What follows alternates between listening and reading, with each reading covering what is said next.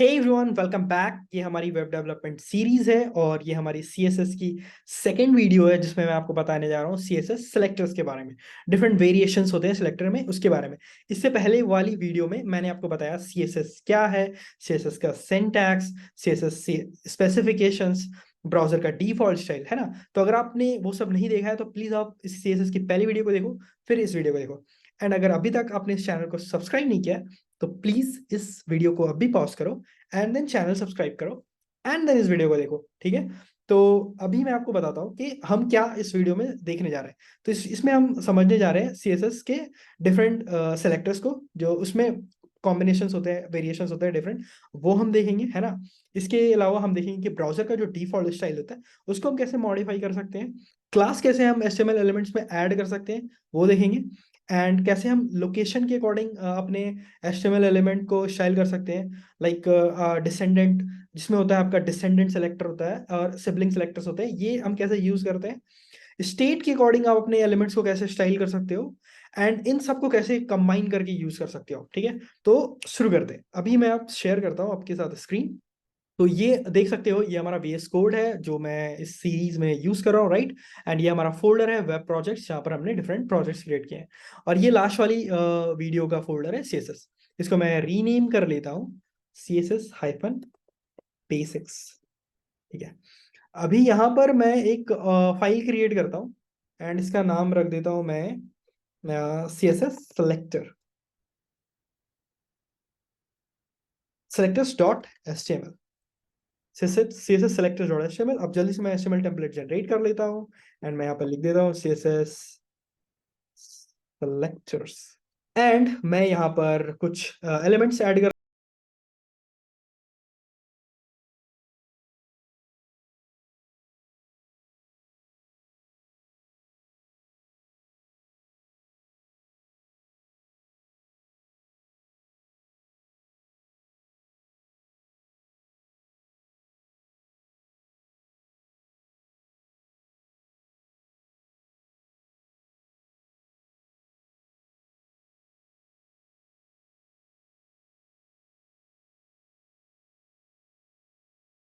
खेलने के लिए। तो जल्दी से मैं इसको लॉन्च कर लेता हूँ अपने लाइव सर्वर की हेल्प से। ओपन विथ लाइव सर्वर, ये यहाँ पे ओपन हो गया है। ये तो ये आ गया हमारा आई एम हेडिंग का paragraph. I am heading and then paragraph with a hyperlink and then this is another paragraph with emphasized text and ये हो गया हमारा लिस्ट, ठीक है। तो सबसे पहले हम जो बेसिक होता है स्टाइलिंग का, वो होता है कि हम कैसे स्टाइलिंग ऐड करेंगे। तो लास्ट वीडियो में मैंने आपको दिखाया था कि कैसे हम स्टाइलिंग ऐड करेंगे। तो स्टाइलिंग ऐड करने के बेसिकली 3 प्रोसेस है, जहां पर मैंने आपको दिखाया है कैसे हम एक स्टाइल शीट क्रिएट करके लिंक एलिमेंट के हेल्प से अपने एलिमेंट को ऐड कर अपने स्टाइल शीट को ऐड कर सकते हैं, जो मैं अभी भी करूंगा, ठीक है। तो यहाँ पर है हमारे पास style.css की फाइल। मैं इसी फाइल को यूज करता हूँ, तो यहाँ पर जो एग्जिस्टिंग कोड है मैं उसको निकाल देता हूँ एंड इस style.css को यहाँ पे ऐड कर देता हूँ। तो यहाँ पर मैं क्रिएट करता हूँ एक लिंक टैग और यहाँ पर रिलेशन होगा REL एट्रीब्यूट स्टाइल शीट, जो ब्राउजर को बताएगा कि ये स्टाइल शीट है, एंड फाइल की लोकेशन style.css। तो ये हो गई हमारी ये वाली स्टाइल शीट इस वाले फाइल HTML के साथ लिंक। तो अब ये दोनों कनेक्टेड है। अब मैं यहाँ पर इसको रिफ्रेश कर लेता हूँ, कोई चेंज नहीं, बिकॉज कोई स्टाइलिंग है नहीं, ये खाली है। तो जो बेसिक स्टाइलिंग है वो हम कैसे करते हैं, तो हम करने के लिए यूज करते हैं सेलेक्टर। तो सेलेक्टर मैं स्टाइल करना चाहता हूँ अपने लेवल 1 हेडिंग को, तो उसके लिए मैं बोलूंगा H1 एंड ये हो गया हमारा सेलेक्टर। एंड देन हम CSS रूल लिखेंगे, उसके लिए हमें ओपन करना होगा करली ब्रेसेस एंड देन हमको चेंज करना है कलर। तो हम कलर डाल देते हैं ग्रीन, ठीक है। अब मैं जाता हूँ एंड आई कैन सी कि मेरा जो हेडिंग है वो ग्रीन कलर का हो गया। अब इसमें मुझे अपने पैराग्राफ का कलर भी चेंज करना है, ठीक है। तो अगर मुझे अपने पैराग्राफ का कलर चेंज करना है देन मुझे एक और सेलेक्टर ऐड करना पड़ेगा, पैराग्राफ एंड स्पेस एंड जो CSS रूल है वो लिख देते हैं कलर ग्रीन। सेव कर लिया, ठीक है। अब यहाँ पर मेरे पास 2 पैराग्राफ है, दोनों के कलर हो गए ग्रीन और ये हमारा हेडिंग भी हो गया ग्रीन। तो ये होता है बेसिक स्टैंडर्ड, जैसे हम नॉर्मली CSS सेलेक्टर यूज करके अपने एलिमेंट को शेल करते हैं। तो सेलेक्टर जो हमने यूज किया H1, तो इसने टारगेट किया हेडिंग को, H1 टैग। पैराग्राफ यूज किया तो यहाँ पर जितने भी पैराग्राफ थे वो सब ग्रीन कलर के हो गए, ठीक है। तो इसका एक फॉर्म ये होता है कि अपने जब स्टाइल को रिपीट कर रहे हो कि आपका दोनों CSS ब्लॉक में सेम स्टाइल है, तो आपको ऐसे करने की जरूरत नहीं है। इसका एक और प्रोसेस है, वो आप ये कर सकते हो कि आप मल्टीपल सिलेक्टर एक साथ यूज कर सकते हो कॉमा से सेपरेट करके। मतलब आप कॉमा से अपने सेलेक्टर्स को सेपरेट कर सकते हो। जैसे कि मैं यहाँ पे दिखाता हूँ कि आपको H1 एक सिलेक्टर हो गया हमारा, एंड जैसे उसके बाद आपको एक कॉमा देना है, एंड आपको दूसरा सिलेक्टर देना है। तो दूसरा सिलेक्टर अब मैं ले लेता हूँ पैराग्राफ। तो ये हो गया हमारा मल्टीपल सिलेक्टर जो हम एक साथ सेलेक्ट कर सकते हैं। सेव कर लिया, एंड अभी भी देखो आपका रिजल्ट सेम है। तो ऐसे हम मल्टीपल सिलेक्टर एक साथ सेलेक्ट कर सकते हैं। इसको बेटर लिखने के लिए आप स्पेसिंग वगैरह डाल सकते हो, या फिर इसके आप लाइन चेंज कर सकते हो कि H1 यहाँ हो गया, एंड सेकंड लाइन में हमारा पैराग्राफ हो गया। अब हम इसको सेव कर लेते हैं। ठीक है, तो ये होता है कि हम मल्टीपल सिलेक्टर हम कैसे एक साथ सेलेक्ट कर सकते हैं। अब मैं आपको बताता हूँ कि ये जो ब्राउजर है ने क्या किया कि हमारे लिस्ट पे या फिर हेडिंग वगैरह पे कुछ डिफॉल्ट स्टाइल ऐड कर दी। वो क्या होता है वो ब्राउजर की इंटरनल स्टाइल शीट होती है, जो मैंने आपको पहली वीडियो में दिखाई। ठीक है, तो अब हम कैसे इस इंटरनल स्टाइल शीट के स्टाइल को मॉडिफाई करेंगे। फॉर एग्जाम्पल ये हमारे पास लिस्ट है। अब मैं नहीं चाहता कि यहाँ पर ऐसे डॉट्स दिखे, ये मेरी स्टाइलिंग नहीं है, ये ब्राउजर की डिफॉल्ट स्टाइल है जो इंटरनल स्टाइल शीट से आई है। तो इसको अगर मुझे मॉडिफाई करना है, तो सॉरी, ये जो हमारा एलिमेंट है आप देखोगे तो वह है यूएल, एंड देन यूएल के अंदर है एल आई। तो ये एलिमेंट मुझे बेसिकली टारगेट करना है। अब इस एलिमेंट को टारगेट करने के लिए मुझे क्या करना पड़ेगा, मैं यहाँ पे जाता हूँ style.css, और इस एलिमेंट को टारगेट करने के लिए मैं लिखता हूँ सेलेक्टर का नाम। तो मैं नाम लिख दिया एल आई, एंड देन अपना CSS रूल। तो CSS रूल में मुझे एक प्रॉपर्टी होते है list hyphen type, and VS code like help कर रहा है, लिख लिस्ट स्टाइल टाइप, एंड आप यहाँ पर डाल दो मुझे नहीं चाहिए, तो आप सिंपल एक वैल्यू डाल दो नन। तो आप देखो कि आपका ये डॉट्स उड़ गया। ठीक है, इसके अलावा आप यहाँ पर डिफरेंट वैल्यू भी यूज कर सकते हो। फॉर एग्जांपल आपको अगर स्क्वायर चाहिए तो आप स्क्वायर लिख सकते हो। सेव। तो आप यहाँ पर डॉट के बजाय स्क्वायर आ गया है। अगर आपको सर्कल चाहिए तो आप यहाँ सर्कल भी लिख सकते हो। ठीक है, तो यहाँ पर आप देख सकते हो कि सर्कल आ गया। इस तरह बहुत सारी इसकी वैल्यूज है। ठीक है, आप अगर चाहो तो इमोजीज भी यूज कर सकते हो। आपको यहाँ पर एक कोट्स लिखना है सबसे पहले, डबल कोट्स दिया, एंड इसके अंदर आप स्लैश यूज करो। इमोजीज का फॉर एग्जाम्पल जो मैं अभी लिखने जा रहा हूँ उसका एक हेक्स कोड होता है। ठीक है, आप गूगल करके सर्च कर सकते हो, आपको जो भी इमोजीज चाहिए आप उसका हेक्स कोड निकाल सकते हो। तो अब इसके लिए आप 1F एंड 601, तो ये एक स्माइल का इमोजी है, मैंने इसको सेव कर दिया। अभी आप देख सकते हो कि यहाँ पर मुझे स्माइल दिख गया। ठीक है, तो ये आप इस तरह से इसमें ब्राउजर का जो डिफॉल्ट स्टाइल है वो आप ऐसे मॉडिफाई कर सकते हो। ठीक है, नेक्स्ट हम देखेंगे कि आपने देखा कि मैंने जब यहाँ पर जो स्टाइल शीट में पैराग्राफ लिखा, तो मेरा दोनों पैराग्राफ ग्रीन कलर का हो गया। सपोज मैं ऐसा नहीं चाहता हूँ, मैं चाहता हूँ कि मेरा सेकंड वाला पैराग्राफ ही ग्रीन कलर का हो। ठीक है, तो उसके लिए आप क्या कर सकते हो, आप क्लास क्रिएट कर सकते हो। आप HTML एलिमेंट में एक एट्रीब्यूट डाल सकते हो क्लास। ठीक है, आपको ऐसे डालना है क्लास, उस एट्रीब्यूट की आप वैल्यू डालनी है, मतलब क्लास का नाम डालना है। यहाँ पर मैं लिख देता हूँ पैराग्राफ। ठीक है, तो आप ऐसे पैराग्राफ लिख दो, या फिर जस्ट सिंपल पैरा लिख दो, सेव कर लो, एंड देन आप स्टाइल शीट में जाओ, style.css। अब यहाँ पर हम उसको कैसे ऐड करेंगे, कैसे ऐड करने का प्रोसेस ये है कि आप एक डॉट सिंबल यूज करोगे या फुल स्टॉप यूज करोगे, एंड आपके क्लास का नाम, तो आप लिखोगे पैरा। ये है हमारे क्लास का नाम। अब मैं इसको बोलता हूँ कलर, इसका कलर हो जाए ग्रीन कलर। ठीक है, और मैं यहाँ से निकाल देता हूँ इसको, सेव। अब देखो कि मेरा सिर्फ और सिर्फ सेकंड पैराग्राफ ही ग्रीन कलर का हुआ, क्योंकि मैंने क्लास यूज करके इसको ग्रीन किया, ना कि पी टैग यूज किया। अगर मैं पी टैग यूज करता तो ये दोनों ही ग्रीन होते हैं, लेकिन मैं इस केस में चाहता था कि सिर्फ ये पैराग्राफ ही ग्रीन हो। ठीक है, अब इसका एडवांटेज क्या है, इसका एडवांटेज ये है कि आप अपने HTML एलिमेंट में जाओ, और देखो यहाँ पर एलाइज है, यहाँ पर मल्टीपल एलाइज है। मैं चाहता हूँ कि सिर्फ ये वाली एलाई एक डिफरेंट कलर और बोल्ड होके दिखे। तो उसके लिए मैं यहाँ पर एक क्लास ऐड करता हूँ, क्लास, एंड मैं इसको देता हूँ बोल्ड। ठीक है, सेव कर लिया, एंड मैं अपने स्टाइल शीट में जाता हूँ, यहाँ पर उसको यूज करता हूँ बोल्ड, एंड यहाँ पर प्रॉपर फॉर्मेटिंग कर लेते हैं। बोल्ड लिखने के बाद मैं चाहता हूँ कि इसका फॉन्ट वेट बोल्ड, ये होती है CSS property, font weight bold करने के लिए। और मैं चाहता हूँ कि इसका कलर हो जाए ऑरेंज। सेव कर ली, एंड अब देखो कि ये जो सेकंड वाली एल थी वो हो गया बोल्ड, मतलब अदर एल को देखो उसके कंपैरिजन में ये बोल्ड है, एंड इसका कलर ऑरेंज है। ठीक है, तो इस तरह से हम मतलब टारगेट तो कर ही सकते हैं, पर इसका फायदा ये है कि मैं चाहता हूँ कि कोई और एलिमेंट भी वैसा ही हो जाए। फॉर एग्जाम्पल अगर आप देखो हमारे इसमें एक एलिमेंट है स्पैन, मैं चाहता हूँ कि स्पैन में भी वो सेम फीचर आ जाए। तो मुझे सिंपली क्या करना पड़ेगा, मैं उस क्लास को रीयूज कर सकता हूँ। मैं लिखता हूँ क्लास, एंड देन मैं यहाँ लिख देता हूँ बोल्ड। तो आप देख सकते हो कि ये हमारा वन भी वैसा ही हो गया सेम, जैसे हमारा ये एटम 2 दिख रहा है उसी तरह से हमारा ये 1 दिख रहा है। तो ये एडवांटेज होता है कि आप कर सकते हो। अगर आप इसको रिस्ट्रिक्ट करना चाहते हो तो आप वो भी कर सकते हो। फॉर एग्जाम्पल, आप बहुत सी जगह पे ऐसे कोड देखोगे कि मैं चाहता हूँ कि सिर्फ ये जो अभी यहाँ दोनों पे अप्लाई हो गया, मैं चाहता हूँ कि सिर्फ एल पे ही ये स्टाइल होनी चाहिए, ठीक है। तो इसके लिए आप इसको रिस्ट्रिक्ट करने के लिए आप यूज कर सकते हो, एलिमेंट का नाम यूज कर सकते हो विद सेलेक्टर, है ना, विद क्लास नेम। तो आप उसको ऐसे लिख सकते हो कि एल आई एंड बोल्ड, ठीक है। एल आई बोल्ड आप ऐसे लिखोगे तो ये जो है ना स्टाइल सिर्फ और सिर्फ एल आई एलिमेंट पे अप्लाई होगी जिसके पास ये बोल्ड क्लास है। मतलब अगर यहाँ देखें हम तो कौन सी है, L I element with bold class, ठीक है। एल आई एलिमेंट जहाँ पर बोल्ड क्लास है। तो अभी आप देखो कि सिर्फ आइटम 2 ही ऑरेंज और बोल्ड दिख रहा है, बाकी यहाँ से उड़ गई क्योंकि हमने इसको रिस्ट्रिक्ट कर दिया। अगर आपको अप्लाई करना है फिर से कुछ स्पेसिफिक सिनेरियोज हैं तो आप अगेन सेम मल्टीपल वाला कॉन्सेप्ट यूज कर सकते हैं, कॉमा एंड आपका जो भी वो था पैराग्राफ था या स्पैन था, sorry span, and then bold. तो ये लिखोगे तो आपका वापस से वो वन भी हो गया सेम बोल्ड, ठीक है। तो ये इस तरह से आप मल्टीपल भी सिलेक्ट कर सकते हो एंड रिस्ट्रिक्ट भी कर सकते हो। अब मैं आ जाता हूँ नेस्टेड स्टाइलिंग पर। फॉर एग्जाम्पल आप देखोगे कि ये पैराग्राफ है, ठीक है। इस पैराग्राफ के अंदर एक टेक्स्ट है एम्फोसाइज। तो मैं इस एम्फोसाइज मतलब मैं चाहता हूं कि सारे एम्फोसाइज सिलेक्ट हो जाए जो पैराग्राफ के अंदर है, ठीक है। तो मतलब जहां जहां एम्फोसाइज है और वो पैराग्राफ के अंदर है तो वो सिलेक्ट हो जाए। इसको हम बोलते हैं डिसेंडेंट सेलेक्टर।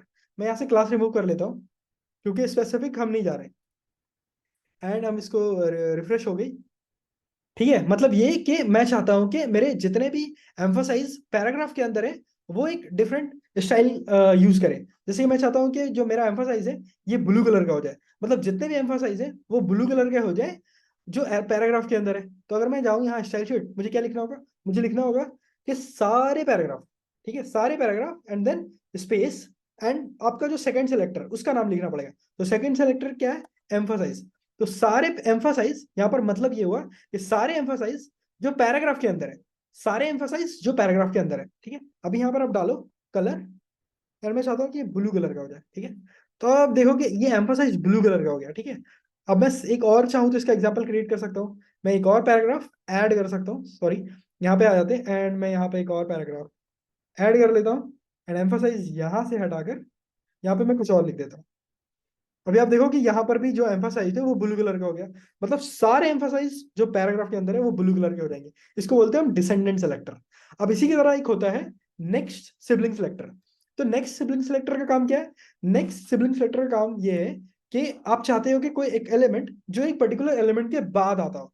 फॉर एग्जाम्पल, मैं चाहता हूँ कि सारे पैराग्राफ ऑरेंज कलर के हो जाए जो हेडिंग के बाद आते हैं, H1 हेडिंग के बाद। मतलब सारे पैराग्राफ ऑरेंज कलर के हो जाए जो H1 के बाद आते हैं। तो आप क्या करोगे, स्टाइल डॉट सीएसएस में जाओगे, है ना।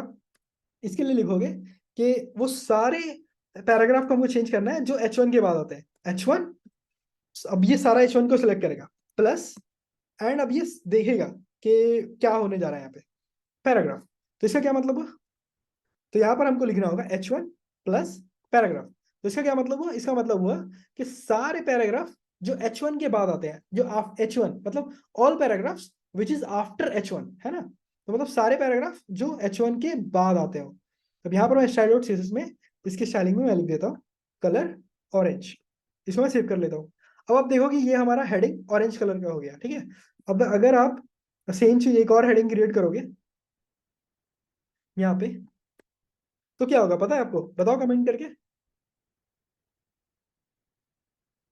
हेडिंग 2। तो अब यहाँ पर क्या होगा कि ये पैराग्राफ हमारा ऑरेंज कलर का हो जाएगा क्योंकि वो H1 के बाद आ रहा है, ठीक है। तो ये आप देख सकते हो कि ये पैराग्राफ ऑरेंज कलर का हो गया जो बहुत ही गंदा दिख रहा है। इसलिए मैं ये बस दिखाने के लिए था, अब मैं इसको निकाल दे रहा हूँ। सेव कर ली एंड वापस से ये नॉर्मल हो गई।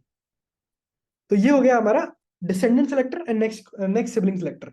अब मैं आपको बताने जा रहा हूँ कि कैसे हम स्टेट के अकॉर्डिंग अपने एचटीएमएल एलिमेंट्स को स्टाइल कर सकते हैं। फॉर एग्जांपल, अभी आप देखोगे यहाँ पर हमारा एंकर टैग है। एंकर टैग में क्या होता है कि एंकर टैग के डिफरेंट स्टेट्स होते हैं। मतलब स्टेट्स का मतलब ये होता है कि आपका जो वेब पेज है उसमें अगर एक हाइपर लिंक है, एक लिंक है, तो यूजर ने उसको विजिट किया या नहीं किया उसके हिसाब से इसके स्टेट चेंज होते हैं। मतलब अगर यूजर ने इसको विजिट नहीं किया तो वो अनविजिटेड स्टेट हुआ, यूजर ने अगर उसको विजिट कर लिया तो वो विजिटेड स्टेट हुआ। इसी तरह अगर यूजर ने उस पे माउस को लेकर गया तो उसको बोलते हैं होवर, होवर स्टेट। इस तरह से डिफरेंट स्टेट होते हैं। अभी आपको इसका एग्जांपल दिखाता हूँ। मैं अपने स्टाइल शीट में जाता हूँ। तो इसके लिए मैं यहाँ पर लिखता हूँ ए, ये हो गया हमारा selector, and then colon, and then जो स्टेट है, स्टेट मैं चाहता हूँ अनविजिटेड। अनविजिटेड के लिए हम यूज करते हैं लिंक। Link text. तो यहाँ पर हमको लिखना है ए कॉलन लिंक, यहाँ पर हमको लिखना है कि इसका कलर हो वॉयलेट। सेव। तो अभी आप देख सकते हो कि ये लिंक वॉयलेट कलर का है, इसका मतलब ये अनविजिटेड स्टेट में है। लेकिन जैसे ही मैं इसको विजिट कर लूंगा, तो मैंने अभी इसको विजिट कर लिया, मैं वापस आ जाता हूँ, अब इसका कुछ चेंज नहीं हुआ क्योंकि मैंने कोई स्टाइल अभी लिखी नहीं है। तो मैं चाहता हूँ कि अगर ये विजिटेड हो तो इसका स्टाइल चेंज हो जाए। तो इसके लिए हम लिखते हैं ए कॉलन विजिटेड एंड इसका स्टाइल हो जाए कलर, इसका विजिट होने के बाद इसका कलर हो जाए गोल्डन। ठीक है, गोल्डन रॉड। सेव कर लिया एंड आप देखो कि इसका कलर अब गोल्डन रॉड दिख रहा है बिकॉज ये विजिटेड है। अगर मैं एक नया लिंक क्रिएट करूं CSS सेलेक्टर में जाकर पैराग्राफ,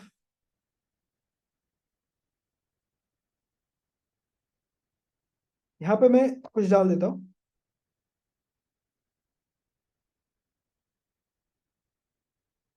something.com एंड यहाँ पे मैं लिख देता हूँ न्यू लिंक। सेव। अब आप देख सकते हो इसका कलर वॉयलेट है क्योंकि मैंने स्टाइल में लिखा है कि जब तक जो लिंक है अनविजिटेड है वो आप उसको वॉयलेट शो करो। और ये आप लिंक देख सकते हो कि गोल्डन रॉड कलर का है क्योंकि ये विजिटेड लिंक है, इसका कलर चेंज हो गया। ठीक है, अब आप समझ गए, तो मैं इसको हटा देता हूँ, नो कंफ्यूजन। सेव कर ली। इसके अलावा एक स्टेट होता है होवर, जब आप इसको होवर करोगे, तो मैंने यहाँ पे ए लिख देता हूँ एंड मैं लिखता हूँ होवर। ये स्टेट हो गया होवर। अब इस होवर स्टेट पे मैं चाहता हूँ कि इसका फॉन्ट वेट चेंज हो जाए, इसका फॉन्ट हो जाए बोल्ड। तो मैं यहाँ पे बोल्ड लिख देता हूँ। सेव। एंड यहाँ पर आप जब मैं लिंक को होवर करता हूँ माउस, आप देख सकते हैं कि ये बोल्ड हो रहा है ना, जैसे मैं इस पे माउस ले जा रहा हूँ तो ये बोल्ड हो रहा है। तो आप इस तरह से और भी स्टाइलिंग्स को अप्लाई कर सकते हो, इसका साइज भी चेंज कर सकते हो। जैसे कि मैं चाहता हूँ कि इसका साइज हो जाए, फॉन्ट साइज हो जाए 20 पिक्सल। सेव किया एंड आप देख सकते हो कि जैसे मैं इसे माउस लेके गया, इसका कलर भी इसका फॉन्ट वेट बोल्ड भी हुआ, साथ ही साथ इसका साइज भी चेंज हो गया। तो ये होता है होवर स्टेट। मैं इसको ऐसे निकाल लेता हूँ। नेक्स्ट मैं आपको बताने जा रहा हूँ कैसे हम मल्टीपल सेलेक्टर्स को कंबाइन कर सकते हैं। तो अभी तक आपको ये तो समझ में आ गया होगा कि अगर मैं ऐसे लिख रहा हूँ, फॉर एग्जाम्पल अगर मैं लिख रहा हूँ paragraph space emphasise space paragraph span and emphasise. तो अगर मैंने ऐसे लिखा तो इसका क्या मतलब हुआ, इसका मतलब ये हुआ कि सारे एम्फोसाइज जो स्पैन के अंदर है एंड वो सारे स्पैन जो पैराग्राफ के अंदर है उनका स्टाइल चेंज हो जाए। तो यहाँ बेसिकली वो एम्फोसाइज का जो कलर या जो भी आप स्टाइलिंग यहाँ पर CSS रूल लिखोगे वो अप्लाई हो जाएगी इस एम्फोसाइज में, इस एम्फोसाइज को जो स्पैन के अंदर है एंड वो सारे स्पैन जो पैराग्राफ के अंदर है। ठीक है, तो ये एक मतलब हुआ। दूसरा जो हमने देखा वो ये था कि हमने लिखा H1 एंड लिखा प्लस एंड लिखा पैराग्राफ। इसका क्या मतलब हुआ, इसका मतलब ये हुआ कि वो सारे पैराग्राफ जो H1 के बाद आते हो उनका एक स्टाइल चेंज हो जाए। तो यहाँ पर जो अभी आप स्टाइल लिखोगे वो वहां पर अप्लाई हो जाएगा। ठीक है, अब इन दोनों को हम कंबाइन क्या कर सकते हैं, कर सकते हैं क्या, हाँ इन दोनों को हम बिल्कुल कंबाइन कर सकते हैं। फॉर एग्जाम्पल यहाँ पर हम जाते हैं CSS सेलेक्टर। मैं चाहता हूँ कि मेरे सारे स्पैन एक डिफरेंट स्टाइल यूज करें, मतलब मेरे सारे स्पैन का कलर, इस टेक्स्ट का जो कलर है मैं चाहता हूँ कि हो जाए लाइट पिंक। मैं चाहता हूँ कि ये जो स्पैन है इसका कलर सारे स्पैन, मतलब जो इस कंडीशन में है, उन सारे स्पैन का कलर लाइट पिंक हो जाए जो पैराग्राफ में है और H1 के बाद आते हैं। ठीक है, ध्यान से सुनना क्या बोला मैंने। मैं इस पैन का कलर चाहता हूँ कि लाइट पिंक हो जाए जो पैराग्राफ के अंदर है और H1 के बाद आते हैं। ठीक है, तो इसके लिए हम क्या लिखेंगे, इसके लिए हम लिखेंगे, आपने समझा या नहीं समझा, मैंने बोला कि वो सारे स्पैन जो पैराग्राफ के अंदर है और H1 के बाद आते हैं। मतलब आपको जाना है यहाँ स्टाइल शीट पे, आपको स्टाइलिंग करनी है सारे स्पैन की जो पैराग्राफ के अंदर हो और H1 के बाद आता हो। मतलब आपको लिखना होगा H1, ठीक है, और H1 के बाद आता हो मतलब प्लस पैराग्राफ। तो वो सारे पैराग्राफ जो H1 के बाद आते हो एंड पैराग्राफ के अंदर जाना है तो उसके लिए हमको लिखना है एम्फासाइज। ठीक है, एम्फासाइज नहीं सॉरी स्पैन। क्या हम देख लेते हैं, यहाँ स्पैन है तो स्पैन हमको लिखना है स्पैन एंड यहाँ पर हम देते हैं स्पेस और यहाँ पर हम बोलते हैं कि इसका कलर हो जाए लाइट पिंक और पिंक, स्ट्रॉन्ग पिंक। अभी आप देखो कि ये जो हमारा टेक्स्ट स्पैन टेक्स्ट दिख रहा है ये पिंक कलर का दिख रहा है। क्या हुआ कि यहाँ पर ये स्पैन पिंक कलर का हुआ बिकॉज हमने कोड लिखा कि सारे स्पैन जो हेडिंग H1 के बाद हो और पैराग्राफ के अंदर हो उनका कलर चेंज हो जाए। ये हमने CSS रूल लिखा। ठीक है, अब यहाँ पर बेसिकली आप ऐसे भी लिख सकते हो बॉडी स्पेस। तो यहाँ पर अगर आप अपने HTML को देखोगे तो ये जो H1 है वो बॉडी के अंदर आ रहा है। ठीक है, इसीलिए मैंने लिखा कि सारे H1 जो बॉडी के अंदर हो, ठीक है, एक से ज्यादा अगर H1 है तो उसकी बात हो रही है बेसिकली। तो यहाँ पर आप ये ऑप्शनल है, क्योंकि ऑब्वियसली सारे एलिमेंट्स आपके बॉडी के अंदर ही होंगे, तो बाय डिफॉल्ट ये H1 ही होगा। आप लिख भी सकते हो, नहीं भी लिख सकते हो, बट इसका मतलब ये हुआ कि सारे H1 जो बॉडी के अंदर है प्लस पैराग्राफ, सारे पैराग्राफ जहां पर ये स्पैन, जिनके अंदर स्पैन हो उनका कलर चेंज कर दो। या बोलने में भी थोड़ा कंफ्यूजिंग है, मतलब ये कि हमको सारे स्पैन सेलेक्ट करना है। आप राइट साइड से इसको रीड करो तब ये बेटर होगा। राइट साइड से जब आप इसको रीड करोगे तो सारे स्पैन जो पैराग्राफ के अंदर है एंड H1 के बाद आते हो जो बॉडी के अंदर है, ठीक है। होपफुली आपको समझ आ गया हो। इसका कलर चेंज कर सकते हो, उसका साइज भी चेंज कर सकते हो, फॉन्ट साइज 20 पिक्सल। सी, और आप देखोगे टेक्स्ट के कंपैरिजन में इसका साइज चेंज हो गया, 20 पिक्सल हो गया। आप और भी बढ़ा सकते हो, 40 पिक्सल, है ना, काफी बड़ा हो गया, जरूरत से ज्यादा ही बड़ा हो गया। सी, ठीक है। तो होपफुली आपको ये वीडियो पसंद आई होगी एंड इंटरेस्टिंग लगी होगी, आपने कुछ सीखा होगा। एंड दिल से अगर आपने कुछ सीखा है तो आप प्लीज कमेंट करके बताओ यार कि कुछ सीखा है, इंटरेस्टिंग है या नहीं है। कुछ प्रॉब्लम है तो वो भी आप कमेंट करके बता सकते हो, है ना। अच्छा है, यूजफुल है तो प्लीज अपने फ्रेंड्स के साथ शेयर करो, एंड ऑब्वियसली चैनल को सब्सक्राइब करना ही है, नो डाउट।